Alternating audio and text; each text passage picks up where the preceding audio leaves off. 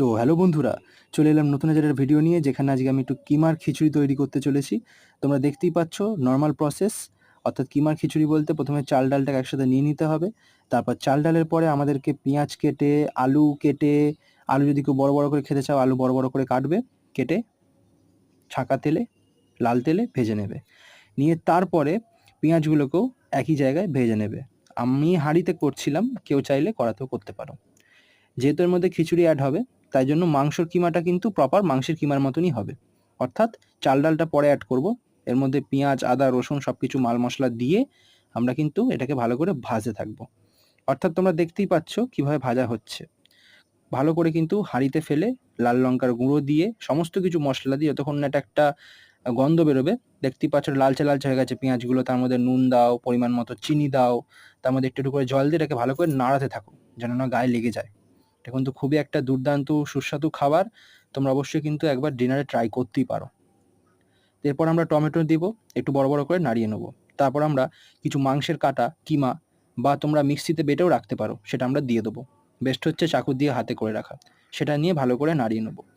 এরপরে আরও 6 থেকে 7 মিনিট লো ফ্লেমে দিয়ে জিনিসটাকে রেখে দিতে হবে।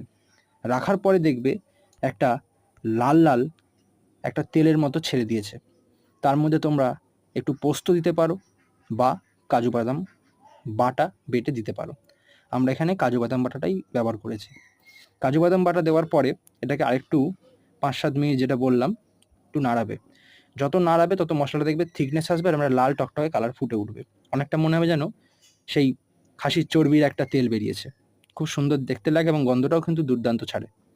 এরপর আমরা কি করব, এটাকে আরও ফুটতে দেবো ঢাকনা চাপা দিয়ে। আমি ঢাকনাটা চাপা দিচ্ছি না কারণ তোমরা ভিডিওটা দেখতে পারবে না বলে।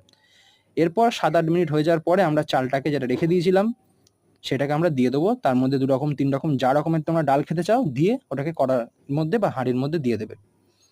দেওয়ার পরে জিনিসটাকে কি করবে, তোমরা ভালো মতে ওটাকে নাড়াবে, নাড়িয়ে ফেটিয়ে নেবে। নিয়ে ওটাকে আরও 5 মিনিট এবার কিন্তু একটু ফ্লেমটাকে হাই করতে হবে। এবং এটা কিন্তু আবারও বলছি খুব সুস্বাদু একটা রান্না, তোমরা অবশ্যই খেয়ে দেখো, এটা ইউনিক রান্না। এবং ভালো করে নাড়িয়ে চাড়িয়ে নিয়ে চালের গায়ে ভালো করে প্রপার মাখিয়ে নেবে, যাতে কোনো দিকে না কম সেদ্ধ বেশি সেদ্ধ হয়, কারণ এখানে তো কোনো হাড়ের ব্যাপার নেই, প্রপার এখানে চালটাই সেদ্ধ হবে। এইবার তোমরা কি করবে, একটু একটু করে জল দেবে আর নাড়াবে। নিয়ে লাস্টে যখন বুঝতে পারবে তোমরা 10 মিনিট পরে গিয়ে যেটা পুরোপুরি প্রপার হয়ে গেছে সেদ্ধ হওয়া বা ফোটার জন্য, তখন কিন্তু তোমরা ফুটিয়ে নেবে অনেকটা জল দিয়ে। এবার যখন তোমরা ফুটিয়ে নেবে তারপর লাস্টে খাবে। এই হচ্ছে রেসিপি, খুব ভালো লাগবে, খেয়ে দেখো। দেখা হচ্ছে পরে।